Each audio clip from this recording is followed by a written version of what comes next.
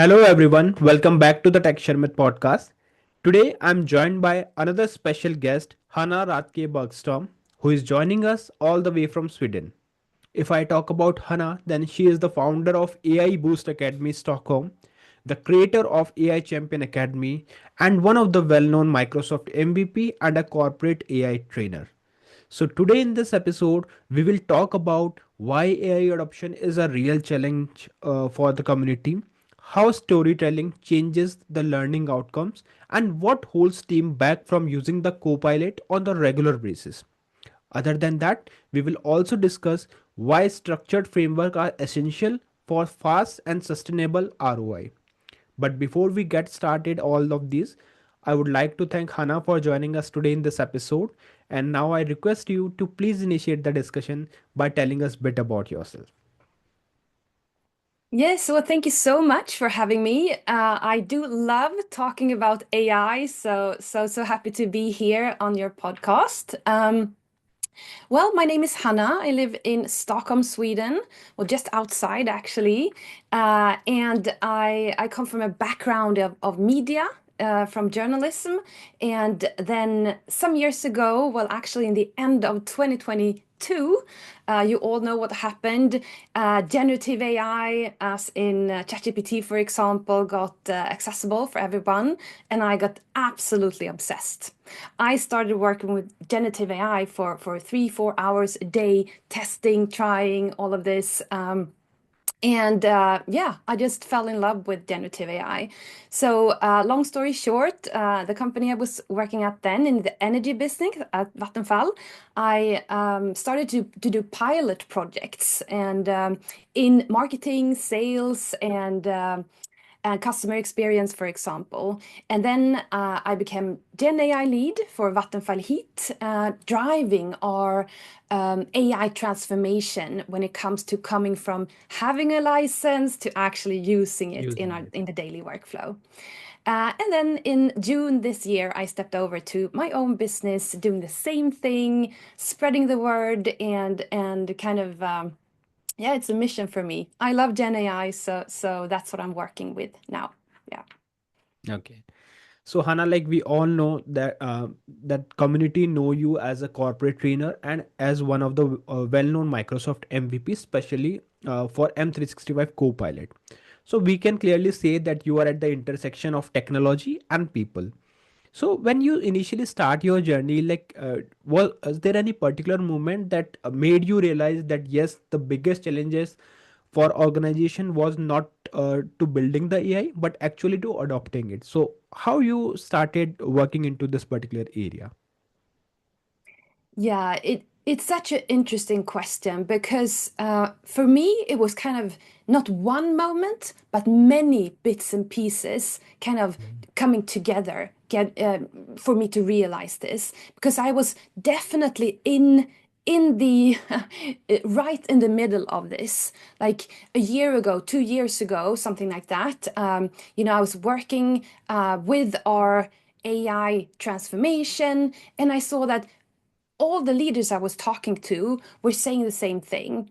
Yeah, now we have, evaluated what AI tool we want to use. Many of them were using Copilot because they have, high data security and strict AI policies. So you want to use the M365 Copilot license, and it's in place and it's now accessible to everyone.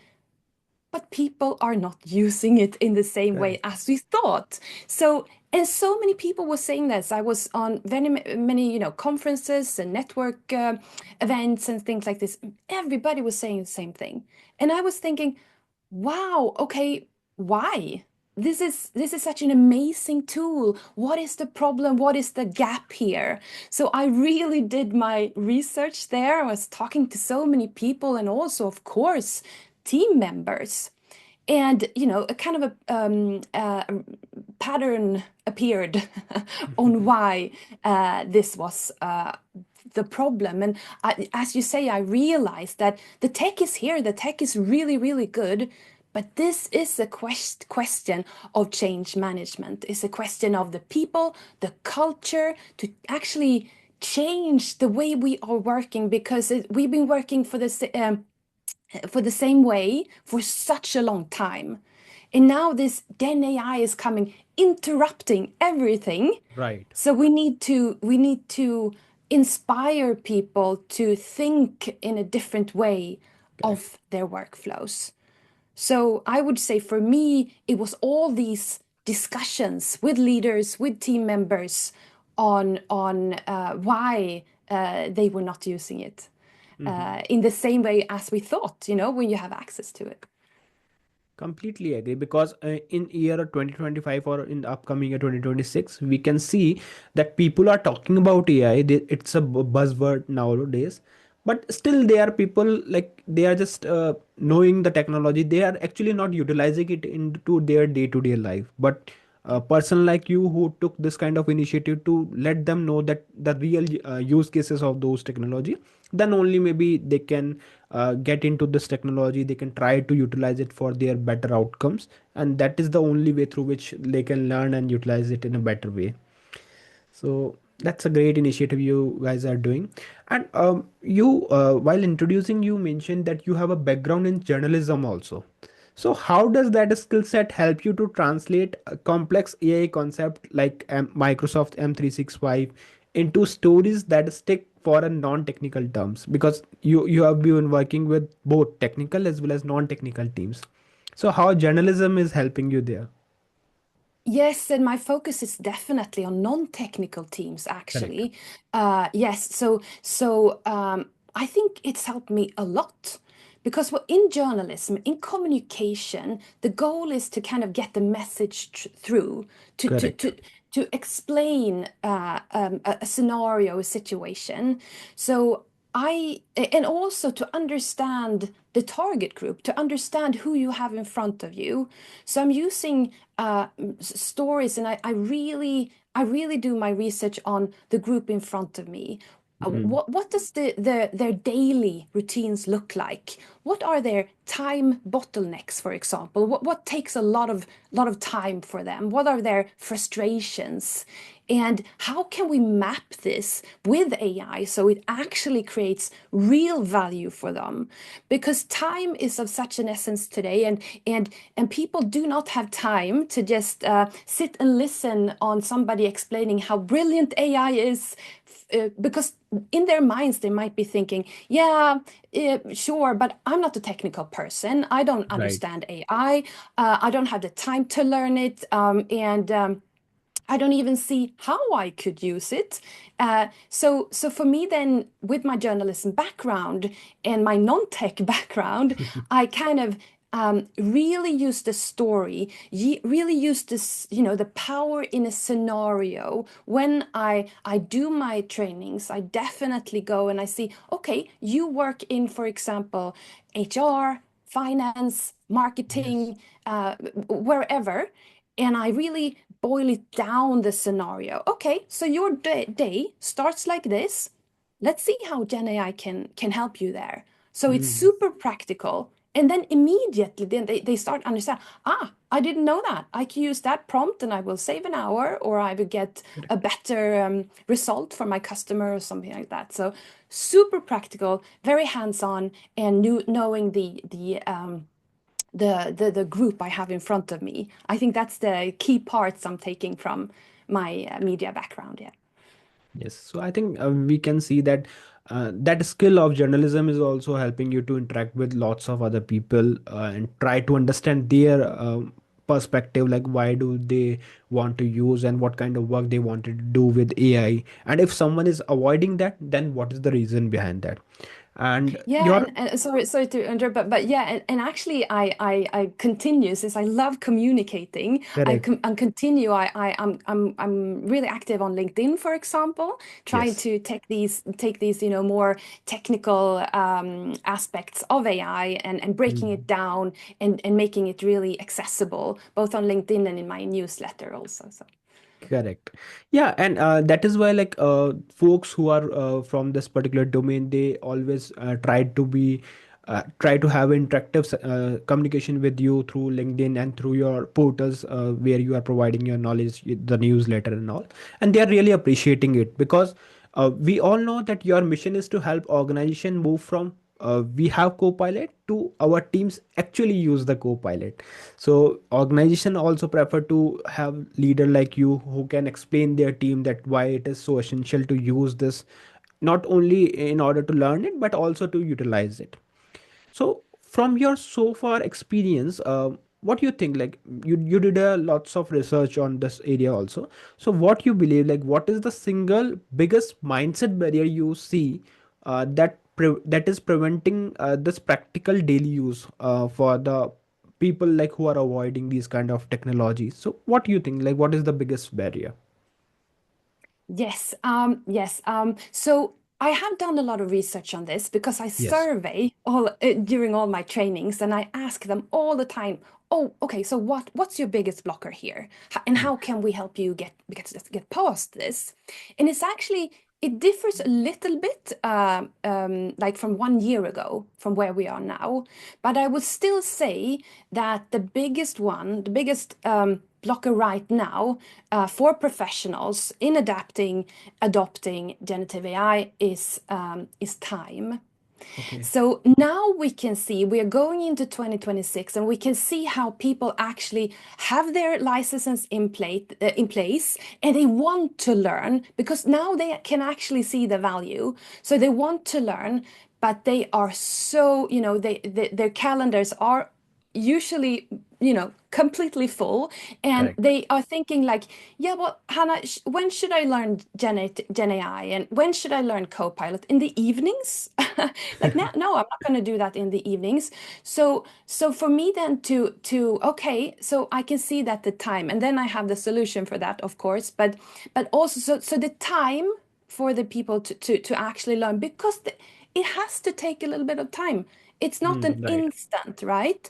Correct. It's especially for non-technical professionals.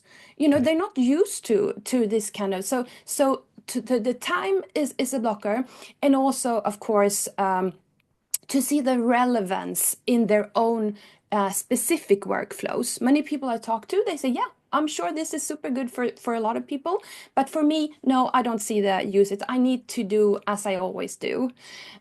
So also to show them the value, and then we have also still an issue with trust.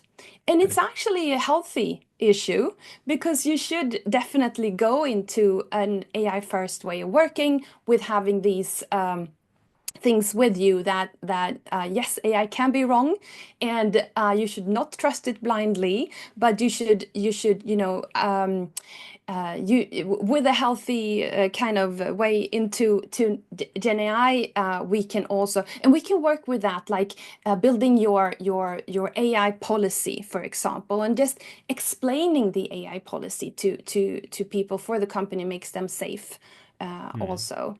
So I would say the biggest mindset blockers and barriers at the moment would be that I don't have time to learn AI. I don't know if it could give any value to my My. workflow, and also I don't trust it. Yeah. Okay.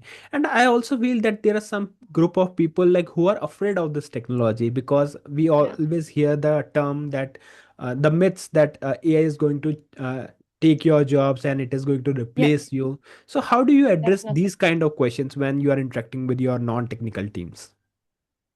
Yeah, so since it differs a little bit, but for the group that I have in front of me, I think it's so important to have these discussions. Correct. So not just, providing links and say, yeah, yeah, here's a link, learn how to use AI. That's not Correct. gonna do it. That will not get you to AI adoption success. You Correct. need to actually have these spaces where you talk and discuss these questions, and you really lift them to the surface. Because, okay, so what can we do on each of these barriers? Mm. So when it comes to time, for me and my framework kind of thing is that I think it's so important to introduce a learning path, Correct. because this thing will actually solve many of the, I have a top 10 list of barriers. It will actually solve many if not all of these in a good way. Because if you introduce a structured, clear learning path that you do Mhm. together in your team, you will block in everybody's calendar. Look at that. We now have 60 minutes on Friday mornings, for example, during 4 or 6 weeks, and we will have that time to actually learn AI. Learn it. And you will create these scenarios that are relevant and show step by step.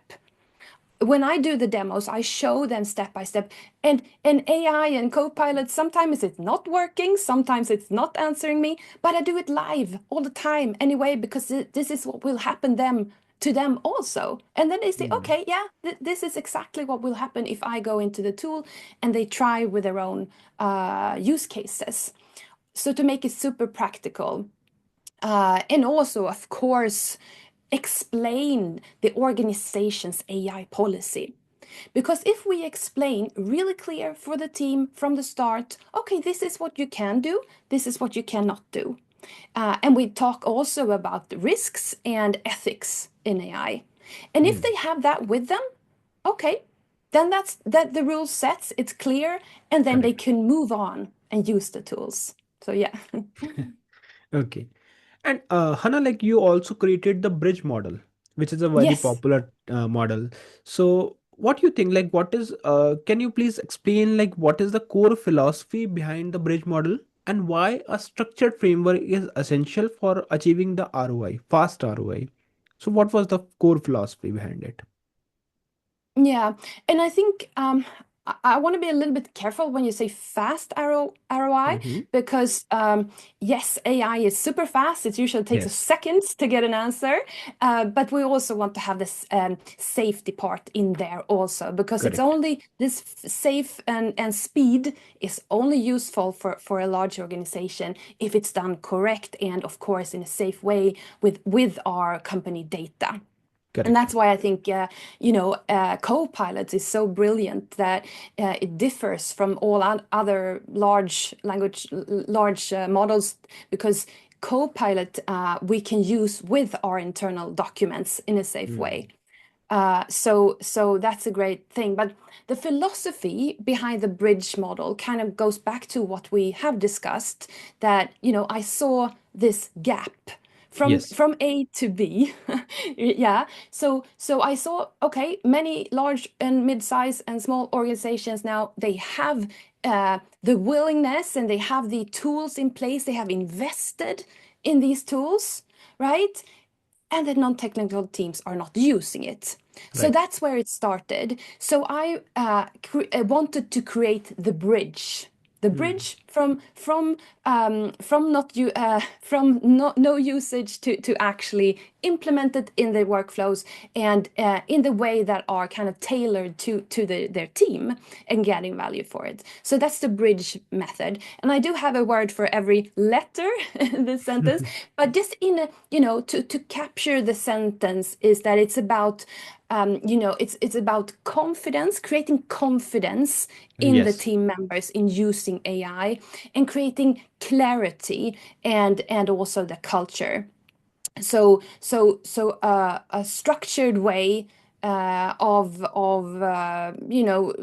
getting the most out of your AI tool, in a safe way, creating use cases. It's also very much about moving from inspiration to implementation. And Correct. that's what been doing all the time, because that's the one thing I saw also, that we have all these people, talking about inspiration when it comes to AI. You can do this and you can build this and that. Yeah, yeah, yeah. We know that. That's amazing. And go on, do that. That's perfect. But what does it mean for a company in a certain sector?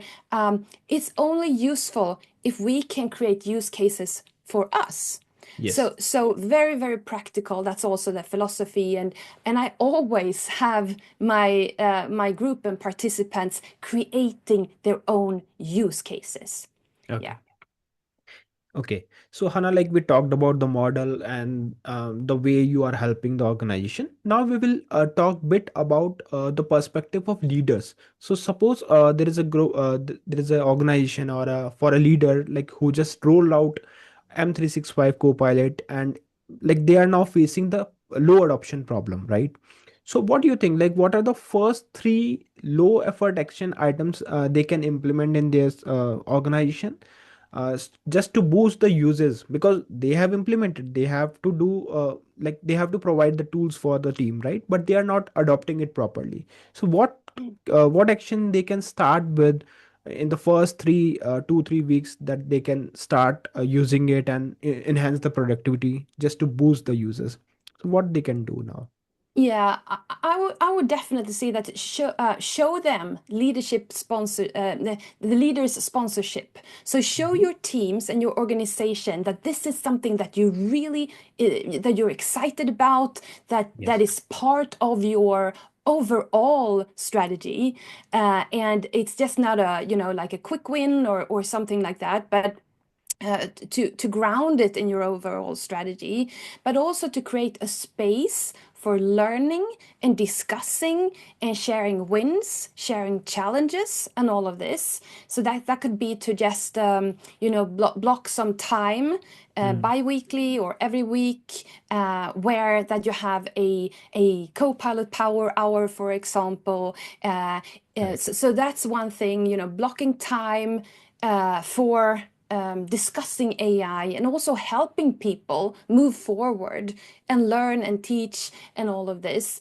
Um, but a super quick thing also, if I'm going to think about something really quick, Yeah. is also to support, your internal champions, because we Mm. all know, have even though in non-technical teams we have these people that are really interested, and they are trying and testing, and even though they're not AI experts in any way, they move faster because they Right. are excited about this. So Correct. support them. Give them time on the team meeting to share their use cases. And that will create momentum and inspiration for the others. Correct.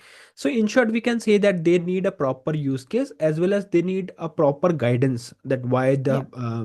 tool is helpful for them and how they can utilize it. In fact, like you have trained 800 plus professional, and you also like have identified more than 100 plus AI use cases. So from your perspective, like for a mid-sized company, like if we talk about mid-sized company, what is a hidden gem use case, a task maybe people don't realize Copilot or maybe a similar AI tool can automate, that can improve their productivity? So uh, can you please share a couple of scenarios like where they can utilize the Copilot or some similar something like that? Yes, of course. I love use cases. I almost said I live for use cases, but that's not true. But I love use cases. And Okay. yes, I'm focused on M365 Copilot use cases actually. And Okay. I have so many from Sweden right now, and also from other parts of Europe, from larger ones to Mm-hmm. these small, super effective ones. And if I can just, grab one really quickly, because many of us know the main features of Copilot and all of this. Yes, but if I want to share one way that you can use and implement if you're listening to this Mm-hmm. immediately, if you have the license, and also actually in other AI tools, I actually want to lean towards prompt engineering and Okay. prompting inside Copilot chat, because your answer will be so different if you actually work with prompt engineering, which means that you add layers to your questions to AI to make it more valuable for you.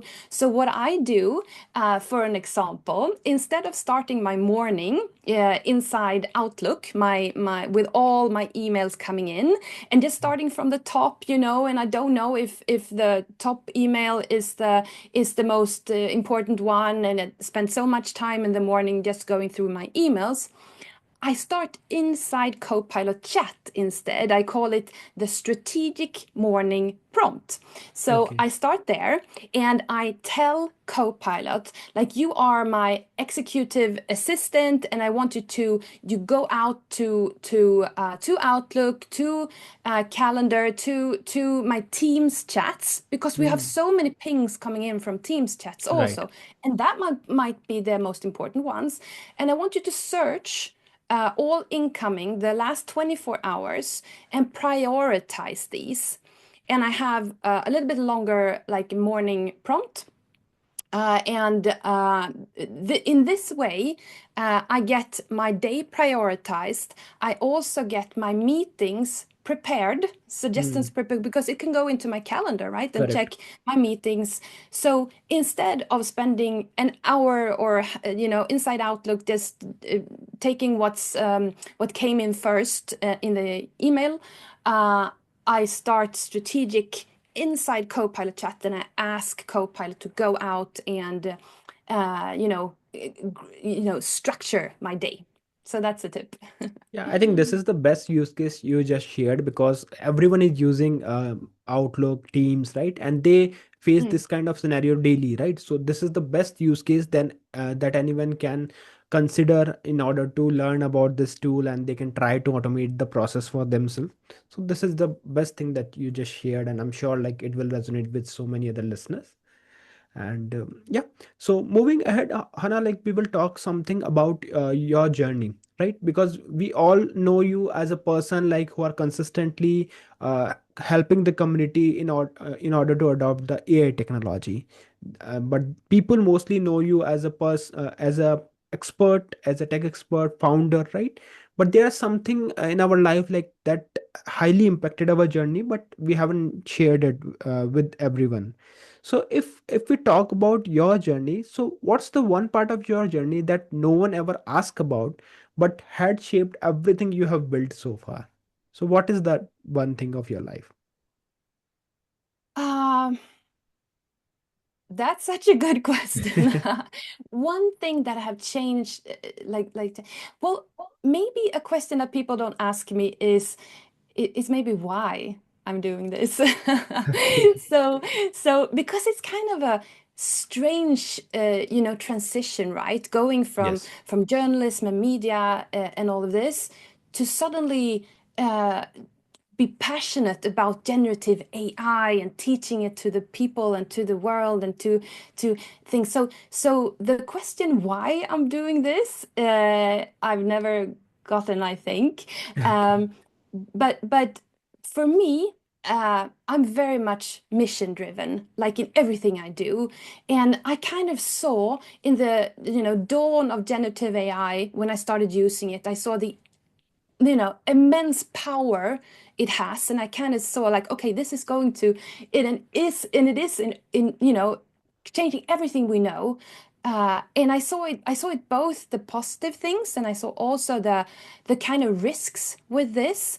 So I thought, for me it was like, okay, how can I use this to make the world a better place? How can I use this? Is there a possibility? Is there this actually a chance for me to empower people that don't have that power now, and to use this for a good thing, for equality, for equal rights, for democracy, for using it to build good things. Good things, right?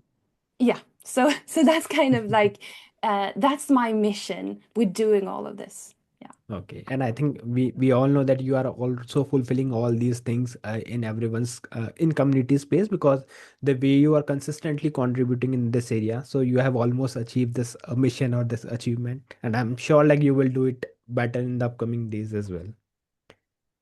Okay, so now we will talk a bit about Sweden because as a proud citizen, if you could share one thing about Sweden that with the rest of the world, something that you feel people should really know and appreciate about this country, so what would it be? Yes, I absolutely love Sweden. I think it's such a beautiful country, and we have so much potential in so many ways. And I will, if I just could just share, pick one thing, Hmm. and it's actually attached a little bit to my changing my way of working. Because now when I'm working with Gen AI, I work so much, of course, with a laptop, with a tech, with a digital, with hybrid meetings and all of this. So it's so much things that I cannot touch. And Correct. I love going out to nature because in Sweden we have something that's called allemansrätten, that translates into every man's right to use Okay. nature. Yeah, so in Sweden, that means that we can roam around in the forests, we can swim in the lakes, we can access all the nature we have here. Okay. um, and I think that's kind of unique actually for Sweden and maybe Scandinavia. We don't see these, big private property signs, and nobody can go here and there. So everybody can go out and experience this amazing nature that we Nature. have here in Sweden, and that's something I'm really proud over. Yeah. So I think those who are interested into exploring the nature and adventurous places, I think Sweden is the best place for them. So maybe they can plan the upcoming holidays Yeah. there. Yeah. All right. So yeah, Hannah, like there are so many things that we can discuss in this podcast, but as we are short on time, so I just want to take last question because you have trained 100 plus professional in this AI field, right? As a mentor, you have contributed a lot. But if we talk about your mentor, if we talk about the person, the key person in your life, like who are the key people or the influencers that shape the way you think, work, and lead today, then who are those key people in your journey? Uh, it's actually not just one person, it's so Correct. many. Yes. But I would actually start with because I don't have one single mentor or anything like I wish I had, but I don't. But I have so many people that have supported my journey, Yes.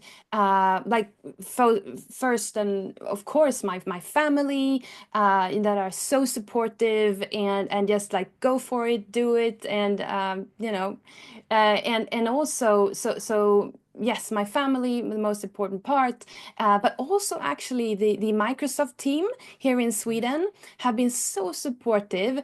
And even though, as I said, I have a different kind of background, but from the Mhm. very start they've been supporting me so much, and I really really appreciate that, also. Yes. Okay. All right. So thank you so much, Hannah, for joining us today in this episode and for sharing so much information about AI and the need of adoption of AI, because this is something that everyone needs to learn about the AI technology, because nowadays everyone is utilizing AI and it is rapidly changing the work pattern, right? So I think you have shared a great insight about this topic. So thank you once again for being a part of this show. Thank you so much for having me. Thank you.